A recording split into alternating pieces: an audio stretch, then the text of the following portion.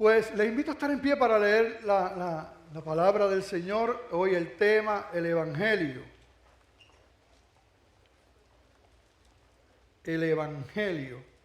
Y estas palabras las dijo nuestro Señor Jesucristo. Dijo, y les dijo, id por todo el mundo y predicad el Evangelio a toda criatura. El que creyere y fuere bautizado será salvo, mas el que no creyere será condenado. No se siente todavía. Mire ¿qué dice ahí que es lo que tenemos que predicar? El Evangelio. Y mira este otro texto en Hechos 20:24. Está hablando el apóstol Pablo. Dice, pero de ninguna cosa hago caso, ni estimo preciosa mi vida para mí mismo, con tal que acabe mi carrera con gozo y el ministerio que recibí del Señor Jesús, para dar testimonio del Evangelio de la gracia de Dios. Padre, te damos gracias, Señor, por tu palabra, la que hemos leído y la que vamos a leer, Señor. Sabemos, Padre amado, que esto es una obra espiritual y que sin ti nada podemos hacer. No es un asunto de la mente, del hombre, del ser humano. Es un asunto tuyo, Señor. Por lo que pedimos, Padre, tu intervención, que toques nuestros corazones, que toques los corazones de aquellos, Señor, que no han rendido sus vidas aún a ti, Señor, que no te han conocido, Señor, que no han nacido de nuevo. Los presentamos a ti. Y nosotros como iglesia, como hijos tuyos, también nos presentamos. Háblanos, Señor, en el nombre de Jesús. Amén. Bueno, se pueden sentar. Y este último texto que leímos del apóstol Pablo en el libro de los Hechos, este libro histórico, bíblico, ¿verdad? Y relevante para todos los tiempos, para la iglesia del Señor. Y a mí me gusta ponerlos en nuestro español de aquí, ¿verdad? Para poder entender un poquito mejor lo que dice la palabra. Y en este versículo, Hechos 20:24, así en nuestro, ¿verdad? Nuestro español puertorriqueño, dice, no me preocupa si tengo que morir. Lo que sí quiero es tener la satisfacción de haber anunciado el Evangelio de la gracia de Dios como me lo ordenó el Señor Jesús. Vamos a leerlo otra vez. Léalo conmigo. 1, 2 y 3. No me preocupa si tengo que morir. Lo que sí quiero es tener la satisfacción de haber anunciado el Evangelio de la gracia de Dios, como me lo ordenó el Señor Jesús. Aleluya. Eso es lo que dice. Así que vamos a estar hablando hoy definitivamente sobre el Evangelio. ¿Qué es el Evangelio? Y cualquiera pensaría que es una pregunta sencilla, porque todo el tiempo estamos hablando del Evangelio, como que eso es una palabra bien utilizada, sobre todo en las iglesias evangélicas, todo el tiempo que diga el Evangelio. Pero sabes que muchas veces, y estadísticas y estudios muestran que aunque la iglesia puede entender cuando uno se lo va explicando lo que es el Evangelio, la mayoría, la inmensa mayoría, no lo puede expresar o enseñar completamente o adecuadamente. Por ejemplo, ¿qué es el Evangelio? No, el Evangelio es que Dios nos ama. Eso no es el Evangelio. Es cierto que Dios nos ama y es parte del Evangelio, pero no es el Evangelio. No es el mensaje completo del Evangelio. No es que Dios nos quiere feliz y que todo lo puedo en Cristo que me fortalece. Amén, eso es verdad. ¿Verdad? Todo lo podemos en Cristo que nos fortalece, es un versículo bíblico, pero eso no es el Evangelio. No que Dios no quiere que nosotros tengamos problemas, que vivamos bien, que si esto, que si lo otro, y que tengamos dinero, y que seamos prósperos. Eso no es el Evangelio, ni siquiera parte. Eso es el Evangelio de la prosperidad, que es un falso Evangelio. Pero muchas veces así preguntan y no saben, pues el Evangelio, pues estamos en la iglesia. Así que hoy vamos a ver qué es el Evangelio por la palabra del Señor, que el Señor nos ayude en este día. Cuando nosotros vemos en el Nuevo Testamento, y esta palabra es como que, aunque se utilizó vagamente en los tiempos antiguos, la realidad es que es como si fuera una palabra del Nuevo Testamento, de la iglesia. Esta palabra, el Evangelio. Ahí lo ven en griego. Y literalmente la traducción de la palabra evangelio es buenas nuevas o buenas noticias. Así que cuando decimos el evangelio y estamos hablando de esa palabra en griego en el Nuevo Testamento, lo que se refiere es a buenas nuevas o buenas noticias. Ahora, si yo le pregunto, ¿qué es el evangelio? ¿Qué es el evangelio? Ajá, buenas nuevas, ¿y qué más? Muy bien, eso es lo que significa la palabra. Pero todavía no hemos expresado lo que es entonces el mensaje de las buenas nuevas, sino que eso es simplemente la traducción. Así que, pero ya por lo menos sabemos algo, que la palabra evangelio significa buenas nuevas y definitivamente son buenas noticias. Pero esto no es suficiente ahí. Vamos a ver entonces qué es el evangelio, porque esto es importante, es el corazón, como yo digo, del mensaje de salvación, el evangelio. Y la escritura es firme, y Jesucristo, ¿verdad?, en muchas ocasiones hablaba del evangelio, del costo del evangelio, y nosotros que prediquemos, ¿qué? El evangelio. El apóstol Pablo, ¿qué decía? Yo quiero predicar y terminar la carrera con gozo, predicando ¿qué? El evangelio. Así que es importante que nosotros entendamos esto. Si nosotros vamos a pensar en qué es lo primero para la iglesia del Señor, lo primero, o sea, ¿cuál es la prioridad en toda la escritura para nosotros los que hemos nacido de nuevo, los que somos hijos de Dios, para los cristianos? Si preguntamos cuál es la prioridad número uno, es que adoremos a Dios. Nada está por encima de eso. Que vivamos una vida para su gloria, para adorarle. Eso es lo primero. Amar al Señor sobre todas las cosas. Pero si fuéramos a hablar de lo segundo en nuestro caso, definitivamente el segundo propósito luego de adorar al Señor es que nosotros cumplamos con lo que conocemos como la gran comisión, con predicar el evangelio. El versículo que leímos, este es uno de los que se utiliza, son varios para la gran comisión, ¿verdad? Así que la palabra entonces nos dice predicar el evangelio. Y si la iglesia está aquí y no se fue con el Señor, es que hay un propósito de que la iglesia de Dios predique el evangelio. Lo que ha pasado es que se ha metido el engaño, el desconocimiento, y muchas veces se está predicando otra cosa que no es el evangelio y se le llama evangelio. Por eso es que nosotros no nos podemos despegar de lo que dice la palabra de Dios. Esta es la palabra de Dios y no cambia. ¿Ok? Y es la única norma de fe. No podemos no podemos estar, ¿verdad? Si nosotros no salimos de la palabra, estamos en los vientos de doctrina que estamos viendo por ahí de los horrores que están pasando dentro de las iglesias. Pero vamos a continuar, porque ya vimos lo que significa. Pero entonces, ¿qué implica el evangelio? ¿Qué implica presentar el evangelio? Llevar el mensaje del evangelio. ¿Qué implica inclusive que nosotros seamos evangélicos?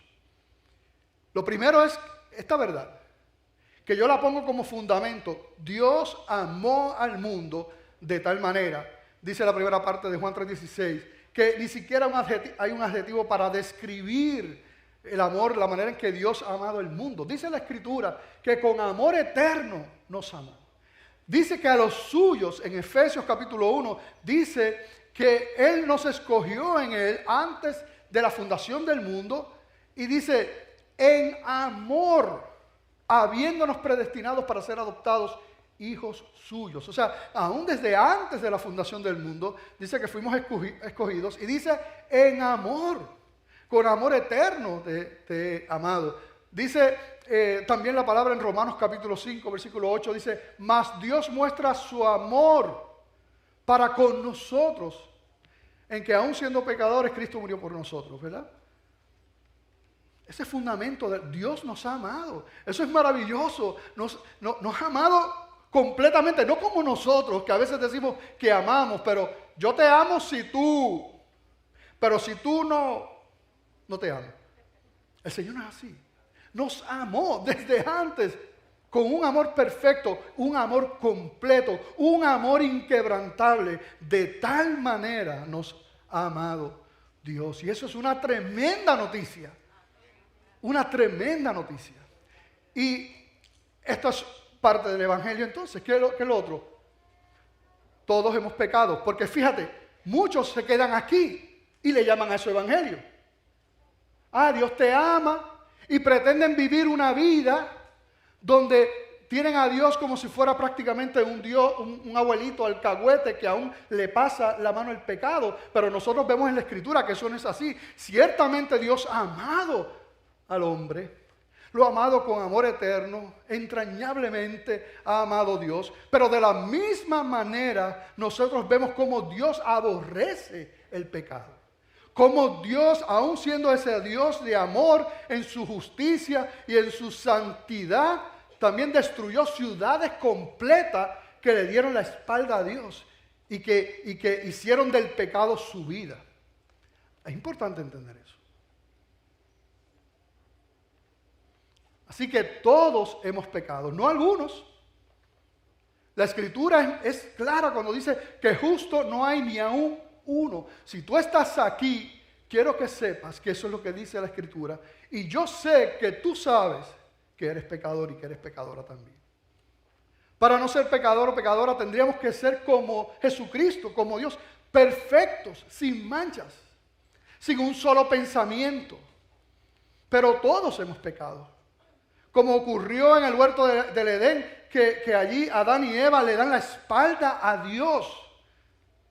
Y ellos deciden hacer las cosas a su manera. Y entonces entra el pecado y los contamina. Y entonces a ese pecado, esa naturaleza caída pasa a todos los hombres, dice la Escritura. Hay personas que dicen, no, pero yo no soy tan malo. Es más, hay gente que te dice, ¿qué? ¿Tú estás yendo a la iglesia bautista de Glenview? Qué bueno. Yo me alegro, ¿verdad? Pero ¿y tú, verdad? Tú. No, yo estoy bien, yo no, ¿verdad? Y ellos piensan, yo no soy tan malo, ¿ves? Eso es para los pecadores, no. La Biblia dice inclusive, en 1 de Juan, que el que diga que no tiene pecado, hace a Dios mentiroso, dice. El que dice y pretende que es bueno en su propia justicia, en su arrogancia está diciendo que es igual a Dios. Pero tú sabes que eres pecador. Tú sabes que eres pecador. Y esto no es un asunto de pecados veniales y pecados mortales, porque lamentablemente traemos una tradición religiosa que presenta como si hubiera unos pecados grandes y unos pecados pequeños, pero la realidad es que en la Biblia en ningún lado tú vas a encontrar que hay pecados grandes y pecados chiquitos. Lo que nos ha separado de Dios es el pecado. Un solo pecado fue suficiente para separar a Adán y Eva de la comunión con Dios. Un solo pecado. Todos hemos tenido malos pensamientos, hemos robado, hemos envidiado, guardamos odios y rencores en nuestro corazón, hemos sido infieles, hemos maltratado, hemos tenido malos pensamientos.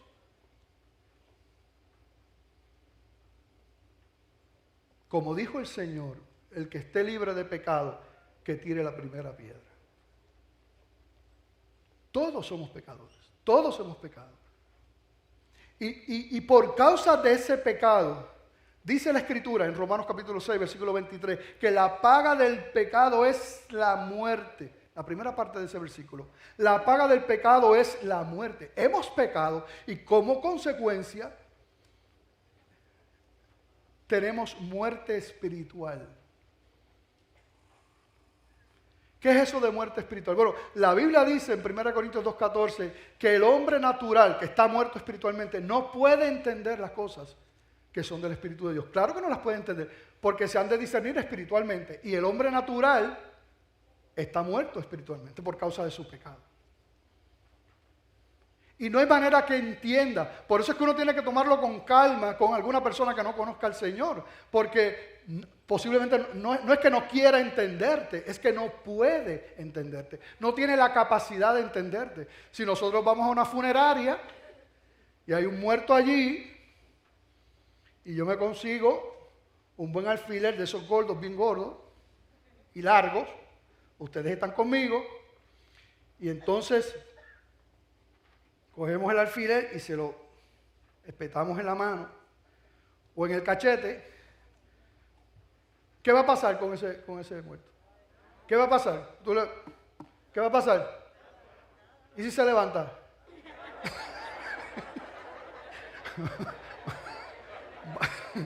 Va a estar el corre y corre. Va a estar el corre y corre. No puede responder. No tiene la capacidad de responder porque está muerto físicamente.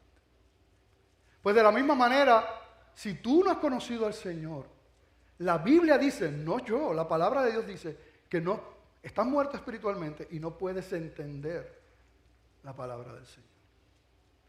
Eso es un regalo que da Dios en su tiempo cuando Él quiere. Y otro punto que tenemos aquí es que vivimos en un mundo caído. Vivimos en un mundo caído. Porque muchas veces, cuando se está presentando el Evangelio, se habla de que rápido se trae. No, pero es que, mira Dios cómo me tiene a mí. Yo estoy con un montón de problemas y estoy todo chavado en buen puertorriqueño. Y mira lo que Dios hace.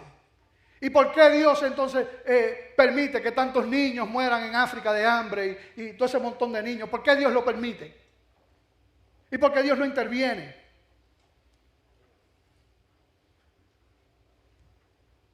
Estás haciendo exactamente lo mismo que hizo Adán y Eva cuando pecaron. El Señor va a confrontarlos. ¿Y qué hace Adán cuando el Señor lo confronta con su pecado y con su desobediencia? ¿Qué le dice Adán al Señor? ¿A quién le echó la culpa? ¿A quién? Algunos están diciendo a la esposa, pero fue a Dios. Digo, la esposa cogió su agua, pero realmente fue a Dios, porque dijo, la mujer que me diste, tú. Y luego cuando va donde Eva, ¿qué dice Eva? ¿A quién le echó la culpa a Eva? A la serpiente. Y nosotros somos expertos cuando vivimos en nuestro pecado, en esa muerte espiritual, de echarle la culpa a todo el mundo y no aceptar nuestra responsabilidad. Esos niños mueren de hambre, hay injusticia, hay asesinatos, hay maltratos, hay divorcios. Hay abusos por causa, ¿tú sabes de qué? No de Dios. Por causa del pecado. Por causa del hombre darle la espalda a Dios. Y no solamente los seres humanos han sido contaminados y sufren las consecuencias de su pecado, sino que la Escritura dice que aún la naturaleza gime también por causa del pecado.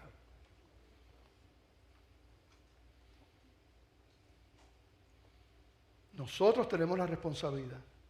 Siempre que traigo ese ejemplo de los niños que mueren de hambre, siempre digo que en el mundo hay la capacidad suficiente para que nadie tenga hambre. Pero no nos importa. De hecho, una vez, y esto yo lo he dicho antes, lo cuento, ¿verdad? Son historias de mi vida, cuando estudiaba en la universidad, que me trajo un compañero que yo le estaba testificando sobre eso, ¿no? Los niños que mueren, y que si esto, y culpando, y que Dios, y yo le dije, ¿a cuántos niños tú sostienes? ¿A cuántos niños tú ayudas? ¿A dónde tú envías comida?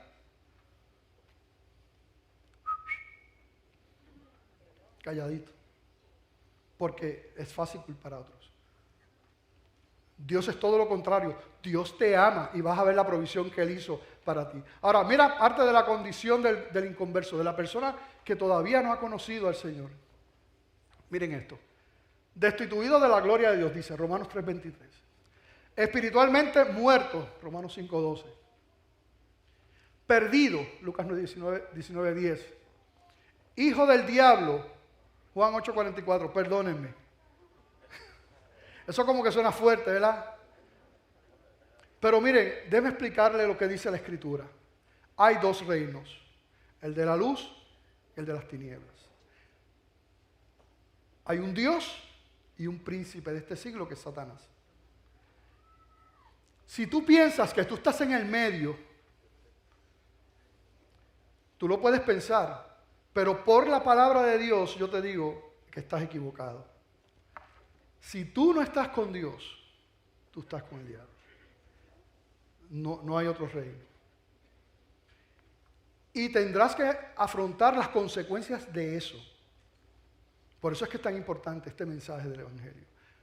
Dice la palabra que la condición de aquella persona que no ha conocido al Señor es esclavo del pecado, que vive en las tinieblas. Y que si no se convierte esta persona, si no se arrepiente de sus pecados y entrega su vida al Señor, sufrirá la muerte segunda, dice Apocalipsis 26, 20, 14. La muerte segunda es la muerte eterna. Según hay una vida eterna, hay una muerte eterna que la Escritura habla, que Jesucristo habló de ella, donde será el llanto, el dolor, el crujir de dientes, un tormento para la eternidad. Y Jesucristo habló de eso. Esa es la condición. Todo esto, mire, para el creyente, que estamos hablando sobre el Evangelio, y el segundo propósito más importante en la vida de nosotros como iglesia, es llevar ese mensaje del Evangelio, entender lo que está viviendo la gente. Porque el hombre natural, aunque no puede entenderlo porque está espiritualmente muerto, pero eso es lo que sufre. Ese es el dolor que sufre, la desesperanza que tiene.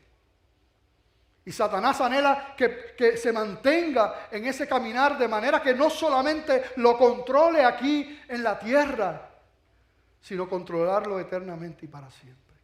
El único que puede romper esa cadena se llama Cristo Jesús.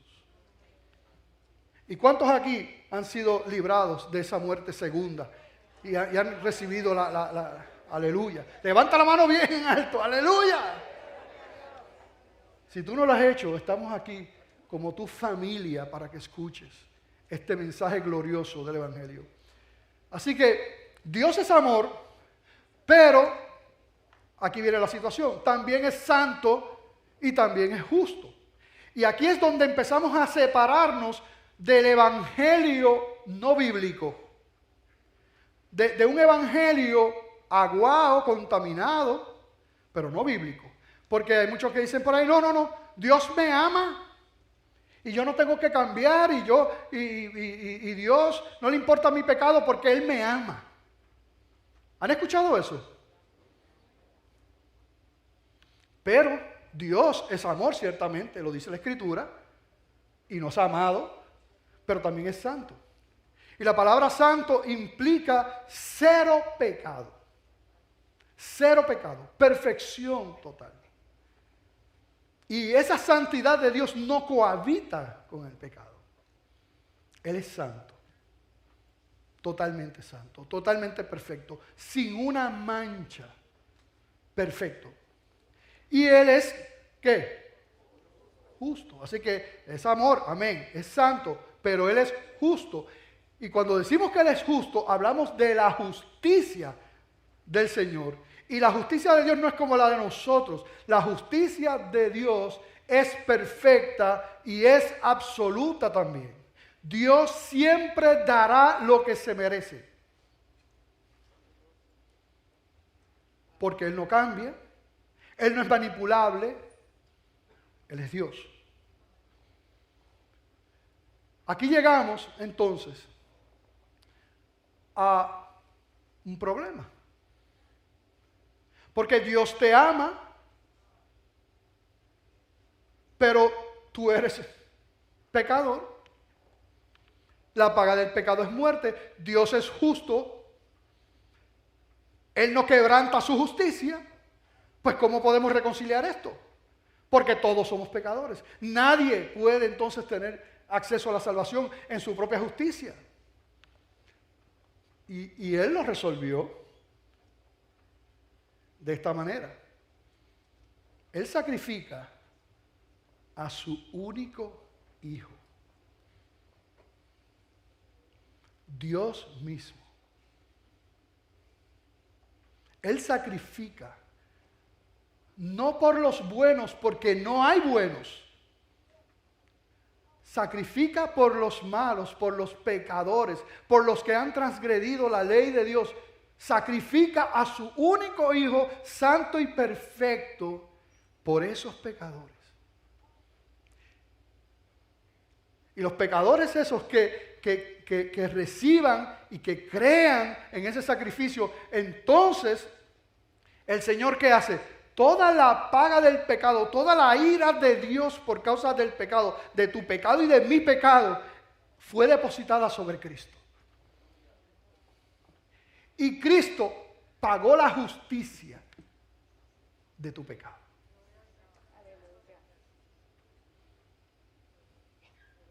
Un Dios santo, perfecto, que no murió con unos pañitos como ponen en las películas. Los historiadores entienden que Él murió allí desnudo como parte de la vergüenza de la cruz. Él entonces toma tu lugar y paga nuestra deuda. Qué increíble. Pienso en esto y pienso cuando era un loco lejos de Dios. Y cómo por un loco lejos de Dios, y acá habrán muchos con 20 testimonios y ustedes sabrán todas sus maldades. Y Dios hizo eso por ti, por mí. Cristo es importante. Hemos hablado del amor de Dios, hemos hablado del pecado que ha hecho separación. Y ahora Cristo. ¿Por qué? Porque, mira, los musulmanes son monoteístas, creen en un Dios también. Así que pudiéramos estar hablando musulmanes, judaizantes y otros más, ¿verdad? Mormones y pudiéramos estar hablando de un Dios. Pero la Escritura no habla solamente de un Dios, habla de un nombre. Y cuando Pedro y Juan fueron llevados allí y enjuiciados por estar predicando la palabra del Señor y el evangelio de Jesús, le dijeron, no queremos que hables más de ese nombre.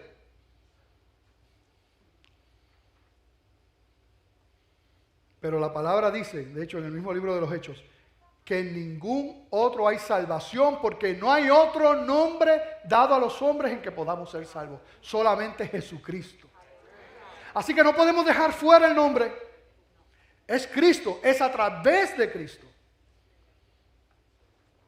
Y es Cristo quien muere en la cruz, pagando el precio del pecado. Pero no se quedó en la cruz. La cruz y esa muerte pagó el precio del pecado. La justicia necesaria del pecado nuestro la pagó allí cuando Él muere en la cruz. Pero no se quedó muerto. Hay algo más. Resucitó el tercer día. Y cuando resucita la palabra nos deja ver la implicación de que nosotros hemos sido librados de la condenación y de la muerte por nuestro pecado, pero cuando la resurrección se aplica a nuestra vida, lo que vemos es que ahora, porque Él resucitó, nosotros también los cristianos tenemos acceso a una vida nueva. Una vida nueva. La Biblia dice en 2 Corintios 5:17, de modo que si alguno está en Cristo, nueva criatura es, las cosas viejas pasaron, he aquí todas son hechas nuevas. ¡Aleluya! ¡Aleluya! Así que no solamente perdonó nuestro pecado, sino que ahora también tenemos acceso a una vida resucitada. Por su gracia, por su amor y por su sacrificio. Y también nos deja ver que no se quedó por allí. Él ascendió y reina en gloria. Ya nadie podrá escupirle la cara, ya nadie podrá poner una corona de espinas, ya nadie podrá darle latigazos. Nadie. Reina en gloria. Y además de eso regresa por su iglesia. ¡Aleluya! Regresa por su iglesia. Es posible que tu padre te haya abandonado y te haya dicho, yo vuelvo, y nunca vino. Es posible que tu mamá te dijo, se fue, te dijo, yo vuelvo, y nunca vino. Es posible que un esposo te dijo, yo regreso, y nunca regresó. Una esposa, yo regreso, y nunca regresó. Un hijo, no importa. Eso pasa por causa del pecado y este mundo caído. Pero te voy a decir una cosa. Jesucristo lo que promete, lo cumple. Y Él vuelve por ti y por mí. ¿Ok?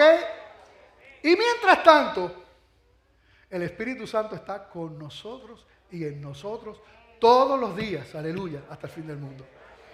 Gloria a Dios. No hay otro camino. Él dijo, yo soy el camino, la verdad y la vida. Nadie viene al Padre sino por mí. No hay otro camino. Por ahí te dicen que hay muchos caminos. No, todos los caminos conducen a Dios. Ni en un solo versículo de esta escritura dice eso. Solo hay un camino. Jesucristo. Y la gente que estaba en el Antiguo Testamento, ¿tú sabes cómo se salvó a los que se salvaron? Porque creyeron en el que habría de venir. Y nosotros, los que somos salvos, es porque hemos creído en el que vino. Un solo camino, Cristo Jesús. Aleluya. Pero mira, solo hay salvación para el que se arrepiente. Hasta ahora todo fue más o menos. No me compromete. Lo escucho, tremendo. Gracias, pastor. Pero no queda ahí el Evangelio. Tienes que tomar una decisión. La salvación no es universal, como pretende por ahí, así mismo se llama el universalismo. Eso tampoco es bíblico.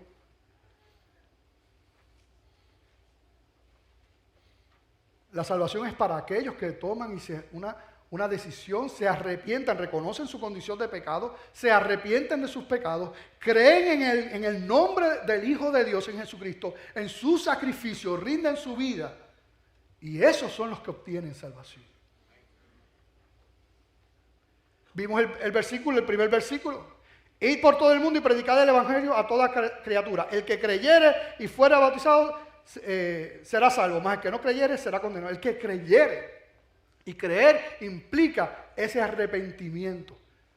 En Juan 1 dice, mas a todos los que le recibieron, a los que creen en su nombre, les dio la potestad de ser hechos hijos de Dios. Eso es creer en Él, creer en su mensaje y arrepentirse de sus pecados.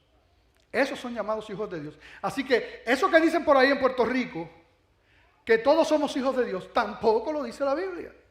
Dice que son hijos aquellos que le han recibido, los que han creído en su nombre. Y quiero decirte algo, porque aquí en Puerto Rico somos muy religiosos y prácticamente todo el mundo cree en Dios.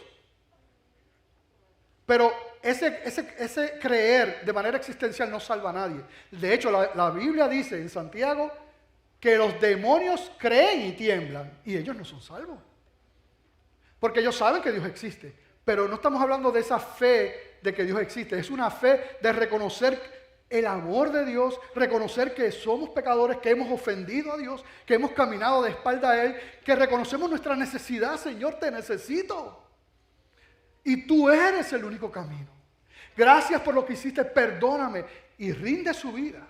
Y los que hacen eso, dice la palabra, que Él los recibe. Y los recibe con gozo. Y dice la Escritura que hay fiesta en los cielos.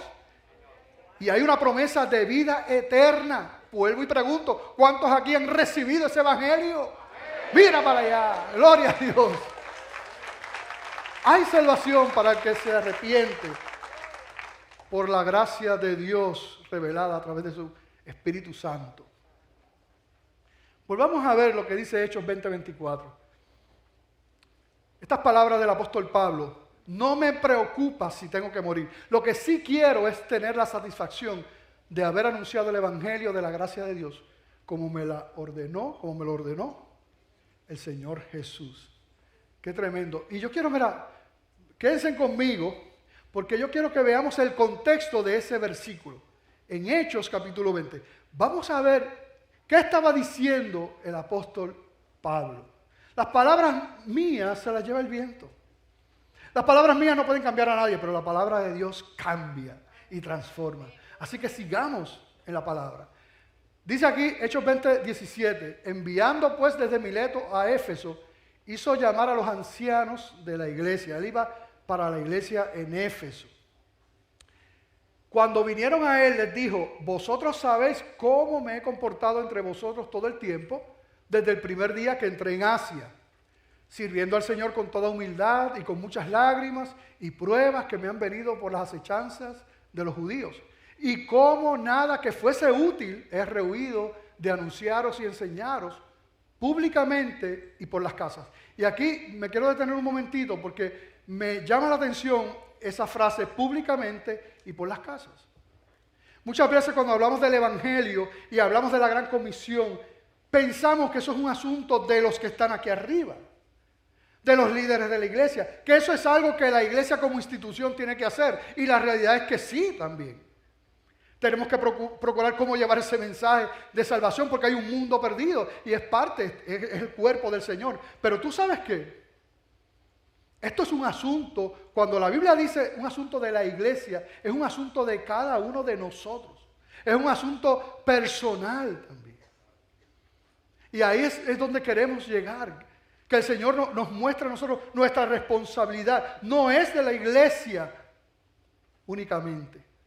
De hecho, principalmente es de la gente que compone la iglesia. En una estadística que leí, el 1% de unos encuestados que habían recibido y entregado su vida al Señor, llegaron a la iglesia a través de medios evangelísticos, en televisión, programas, campañas y ese tipo de actividades. El 1% versus el 43% de los encuestados que llegaron porque un familiar, un amigo, un contacto personal les presentó el evangelio y los llevó al Señor. Nada sustituye eso. Como iglesia vamos a seguir haciendo cosas. Y hacemos las noches de película, y la día de evangelismo, y aquello y lo otro. Claro que sí. Pero, ¿tú sabes qué es lo que funciona verdaderamente? El diseño de Dios. ¿Y cuál es el diseño de Dios? Tú eres un testigo. Y Él te ha capacitado con el Espíritu Santo para ser testigo. Testificando a judíos y a gentiles acerca del arrepentimiento para con Dios y de la fe en nuestro Señor Jesucristo. Mire cómo es que la palabra de Dios es perfecta. Todo lo que hemos estado hablando está ahí en ese mismo contexto. ¿Qué es lo que Él le ha estado testificando y hablando a todos? ¿Acerca de qué? Del arrepentimiento, de la confrontación con el pecado. Eso es lo que implica el arrepentimiento. Él no se ha quedado callado. Uno no puede evangelizar, no, Dios te ama, Dios quiere lo mejor para ti y nada más. No, eso no es el evangelio. Si una persona responde a eso, uno se podría preguntar si es salvo, porque no ha sido confrontado con el evangelio. Y no solamente arrepentimiento para con Dios, sino que mira, te dice, y de la fe ¿en quién? En nuestro Señor Jesucristo. No en cualquiera, no en un Dios, no en una deidad, no, en Jesucristo, una persona. Ahora, he aquí, ligado yo en espíritu, voy a Jerusalén sin saber lo que allá me ha de acontecer. Está hablando el apóstol Pablo. No sabe lo que le va a pasar allá. Salvo que el Espíritu Santo por todas las ciudades me da testimonio diciendo que me esperan, miren qué le espera. Prisiones y tribulaciones por ser fiel al Evangelio. Y después de esto, que él está diciendo, lo que me espera es esto, ya el Espíritu Santo me ha estado dando testimonio. Entonces es que dice, pero de ninguna cosa hago caso, ni estimo preciosa mi vida para mí mismo, con tal que acabe mi carrera con gozo y el ministerio que recibí del Señor Jesús, para dar testimonio del Evangelio de la gracia de Dios. Ese corazón de Evangelio. O sea, el Espíritu Santo me ha confirmado que lo que me espera es maltrato por ser un embajador del Evangelio. Y después de eso, no, a mí lo que me importa es terminar esta carrera con gozo, cumpliendo el ministerio que Dios que me ha dado, que el Señor Jesús me ha dado. ¿Cuál? El Evangelio, predicar el Evangelio, anunciar el Evangelio. Y ahora he aquí, yo sé que ninguno de todos vosotros, entre quienes he pasado predicando el reino de Dios, verá más mi rostro. Él entendía que esta iglesia en Éfeso no lo iba a ver más, y se lo está diciendo. Por tanto, yo os protesto en el día de hoy. Esa palabra protesto es una mala traducción de la Reina Valera del 60. Las otras traducciones utilizan palabras, por ejemplo, yo doy testimonio, yo estoy seguro y convencido en el día de hoy que estoy limpio de la sangre de todos. ¿Qué quiere decir este versículo? Yo le puedo decir. Lo que está diciendo es, mire, yo les he predicado el Evangelio, que implica el amor de Dios, pero yo los he confrontado con el pecado. Les he dicho que hay un solo camino, que es Cristo, que tienes que tomar una decisión, que si no lo que te espera es la condenación, si no tomas una decisión y rindes tu vida. Yo les he predicado el Evangelio. Así que él está diciendo, yo estoy tranquilo, yo estoy limpio de la sangre de todos. O sea, si alguno lo que le espera es la condenación eterna, no ha sido porque yo no le prediqué el Evangelio. Eso debe ministrarnos a nosotros y hacernos preguntar si nosotros estamos predicando el Evangelio. Si nosotros podremos decir lo mismo que dice el apóstol Pablo, no, yo estoy tranquilito porque yo he hecho lo que tenía que hacer. Porque no he rehuido a anunciaros, ¿qué? Todo el consejo de Dios. ¿Y qué es todo? Todo es todo. Por eso, todo el consejo de Dios, ¿a qué se refiere? A lo que le hemos dicho, el evangelio completo, el amor, la gracia, el perdón, pero el pecado, la muerte, la resurrección, la vida, el arrepentimiento.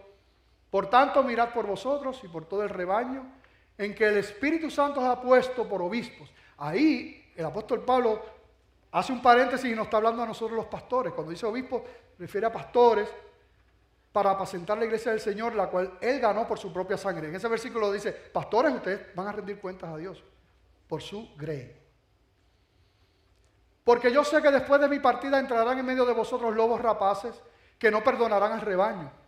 Y de vosotros mismos se levantarán hombres que hablen cosas perversas para arrastrar tras sí a los discípulos. Por tanto, velad acordándonos que por 3 años de noche y de día no he cesado de amonestar con lágrimas a cada uno. Él está diciendo ahí, mira, se van a levantar personas con falsos evangelios, aún dentro de las mismas iglesias, pretendiendo engañar a los discípulos del Señor. Pero mira lo que Él dice. Y ahora, hermanos, os encomiendo a Dios primero, oro, me entrego al Señor. ¿Y a qué más? A la palabra de su gracia.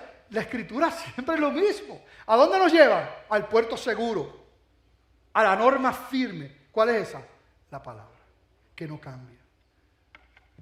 Que tiene poder para sobreedificaros. O sea, la palabra de Dios tiene el poder de edificar nuestra vida sobre la roca y darnos herencia con todos los santificados.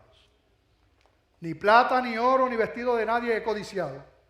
Un verdadero pastor, un verdadero ministro, un verdadero creyente, no es un comerciante sacando provecho de la iglesia. Tristemente hablando que muchos mercaderes del templo hay por ahí y muchos comerciantes. Dios nos libre de eso. Antes vosotros sabéis que para lo que me ha sido necesario a mí y a los que están conmigo, estas manos me han servido. O sea, él ha estado trabajando también buscando la manera de ganar su propio sustento. En todos os he enseñado que trabajando así se debe ayudar a los necesitados y recordar las palabras del Señor Jesús que dijo, más bienaventurado es dar que recibir. Y recuerda, ¿verdad?, parte del Evangelio también, ¿verdad?, el amor hacia los demás. Cuando hubo dicho estas cosas, se puso de rodillas. Mire esta imagen. Se pone de rodillas y ora con todos ellos. Entonces hubo un gran llanto de todos y echándose al cuello de Pablo. Yo me imagino eso. El amor de esa gente y echándose y besándolo. Doliéndose en gran manera por la palabra que dijo, que no verían más su rostro, y le acompañaron al barco. Si pudiéramos tener, Señor, un corazón de evangelio, que de esa misma manera que nosotros pensamos en los misioneros, nos duele lo que está pasando en otros países, sobre todo en la ventana 1040 en el mundo, y que estamos siempre pensando en eso y qué proyectos hacemos y que esto, lo otro. Que yo decía, si pudiéramos tener ese corazón, pero para el evangelio, ¿cómo yo puedo llevar ese mensaje que Dios me ha encomendado? ¿Cómo hacerlo? ¿Qué estrategia? ¿Qué utilizar? ¿Qué me invento?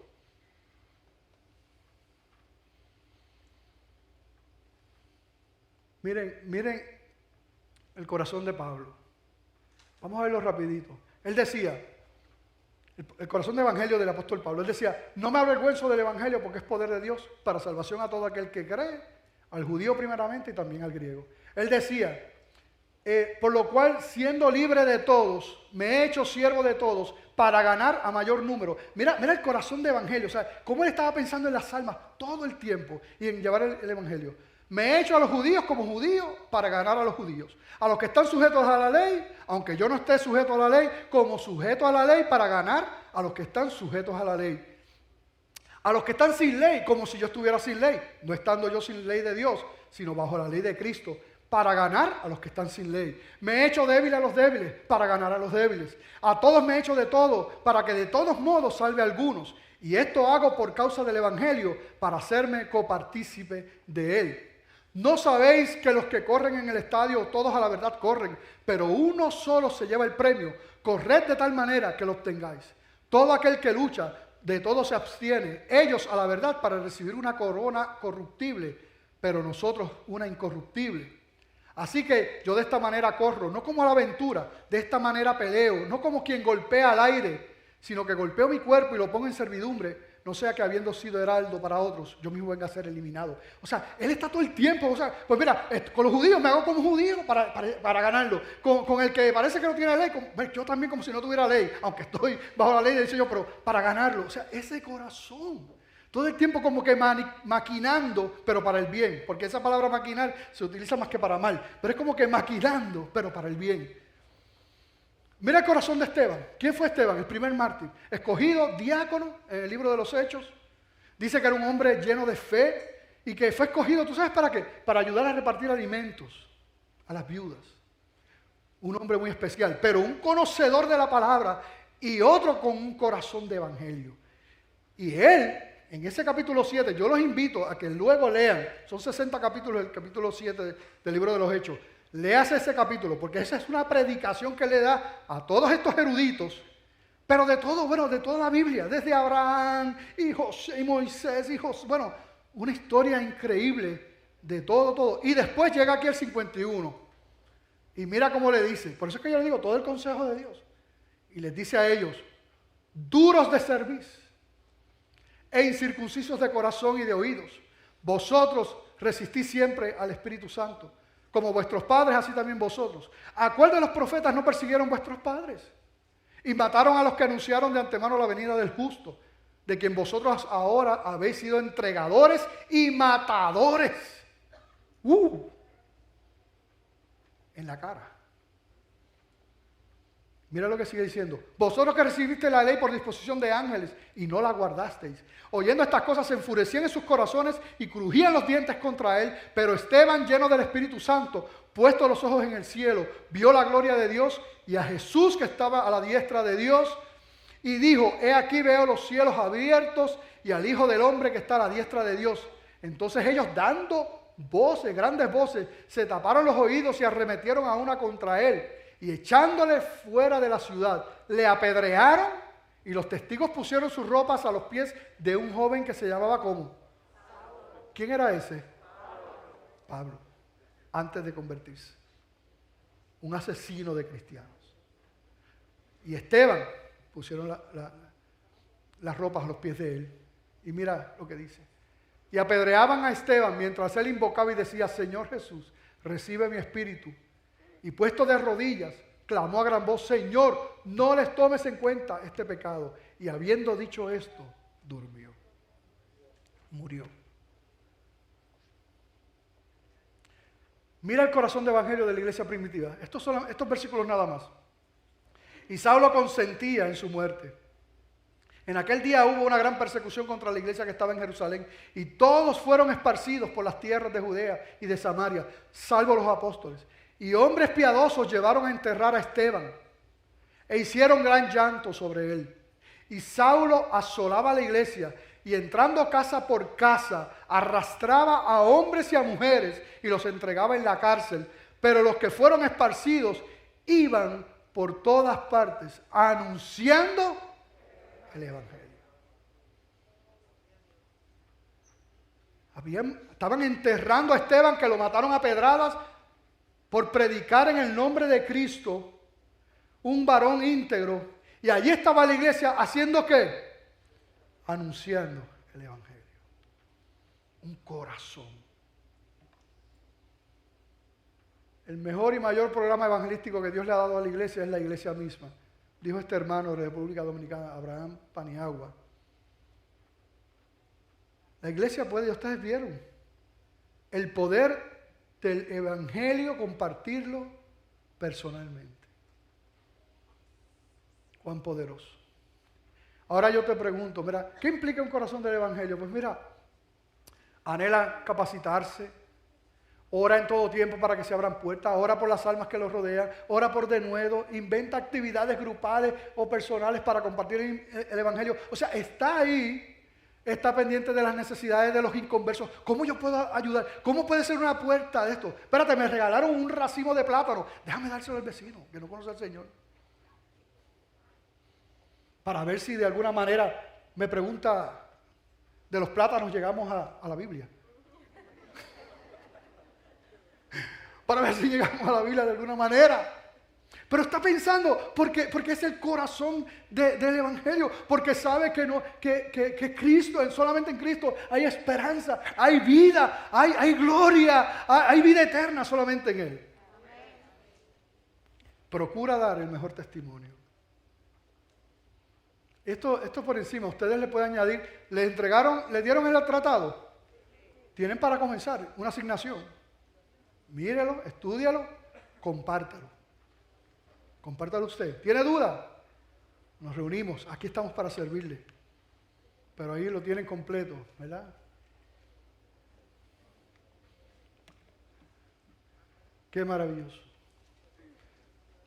Que no se les olvide lo que es el Evangelio y lo que hemos sido llamados a hacer. Y el mensaje también ha sido para aquellos que no conocen al Señor, que todavía no han rendido sus vidas a Cristo. Y yo quiero preguntarles, ya ustedes han escuchado ese glorioso y hermoso y maravilloso mensaje de buenas nuevas de salvación, cómo el Señor te ha amado, pero tu pecado ha hecho separación de ese amor. Y no importa las cosas buenas que tú hagas, no te condena las buenas que haces, lo que te condena es las malas que haces. Y un solo pecado es suficiente para condenarte. Pero Dios, ¿qué hizo? Entregó a su Hijo, sacrificó a su Hijo, para que todo aquel que en Él cree no se pierda, sino que tenga vida eterna. Para que entonces la ira de Dios de tus pecados, de lo que tú has hecho mal, de lo que tú has ofendido en tu vida, entonces todo ese pecado y toda esa consecuencia la recoja Cristo en sus hombros. Y dice la Escritura que Él entonces pagó con su sacrificio en la cruz por todos los pecados. Los pasados, los presentes, los futuros, completos. Dice la Escritura que tomó el acta de los decretos que había contra nosotros, que nos era contraria, la clavó en la cruz y perdonó todos nuestros pecados, dice la Escritura.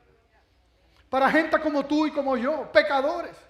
¿Por qué? No, porque Él quiso, porque nos amó, por su gracia.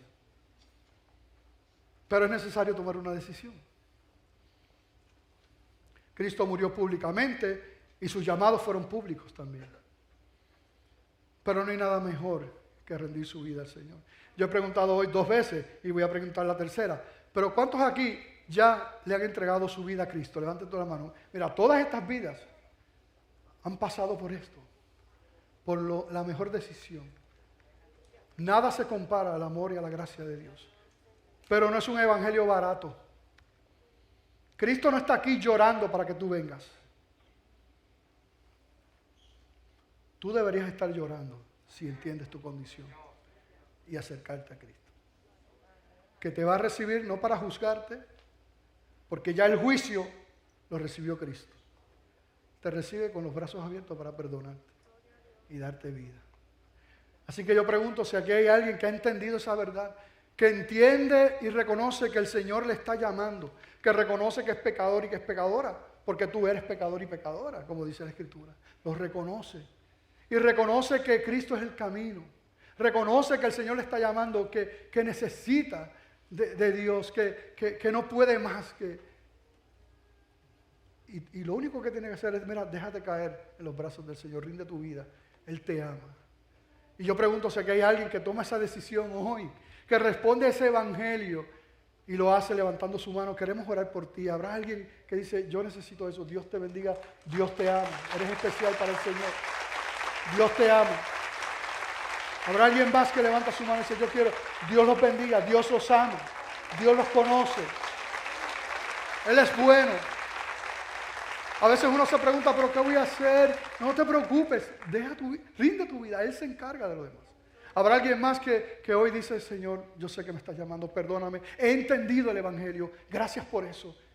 toma mi vida, Padre. Aquí estoy. ¿Habrá alguien más que rinde su vida, sus pecados al Señor? Dios te ama, Dios te llama. Esta es la decisión que tiene que ver con la eternidad. Si Dios te está llamando, si entiendes en tu corazón y reconoces esas verdades, es la decisión más maravillosa que podamos hacer, rendir nuestra vida al Señor. Dios te ama. ¿Habrá alguien más que levanta su mano y rinde su vida? Señor, Dios te ama. Tengo la impresión, ¿verdad? Nunca me gusta decir que Dios me dice y esto, ¿verdad? Soy muy cuidadoso con eso, pero tengo la impresión que hay gente que está luchando. No luches y ríndete. Dios te ama. No sigas luchando. Padre, rompe toda cadena, Dios mío. Todo pensamiento, Señor, que de alguna manera quiera estorbar, Señor, el que alguna vida se rinda a ti, Señor. Te pedimos, Padre, que pongas tu mano, Señor. Tú puedes quebrantar cualquier yugo, cualquier estorbo, Señor. Para ti nada es imposible y lo sabemos. Así que rompe toda cadena, Padre, te pedimos. En el nombre de Jesús. Pregunto una vez más, ¿habrá alguien que ha estado luchando y dice, no, está bien, yo me rindo? Y levanta su mano al Señor. Dios te bendiga, Dios te ama. Dios te ama. ¿Habrá alguien más que ha estado en esa lucha? Nos vamos a regocijar contigo. No hay nada mejor que eso. Pero es necesario arrepentirse, entender lo que estamos haciendo. Si no es así, no lo hagas. Pero si reconoces que has pecado, que Cristo es el camino, has entendido el mensaje, no luches. Ríndete. ¿Habrá alguien más? ¿Alguien más? Dios te bendiga. Dios te ama. Yo sé que el tiempo ha avanzado, pero hermano, esto es importante. Por favor, hoy ha sido un día especial por el bautismo. No se desesperen. Pregunto, ¿alguien más? Mientras levanten las manos continuamos.